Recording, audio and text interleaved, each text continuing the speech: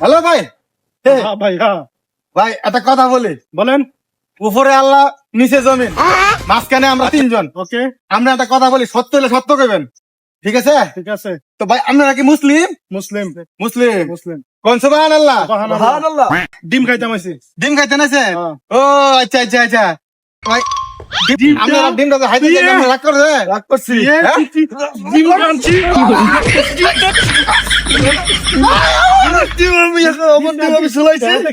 ডিমটা যে খাইতাম বলেছি না, তুই ডিমটা নিয়ে খাইছিস রাগ করলেন। ডিমটা ওটা টেহাতে কিনে আনছি, ডিমটা খানো ডিমটা নিয়ে খাইছিস লাভ করলেন। ভাই আপনারা কি রাগ করলেন?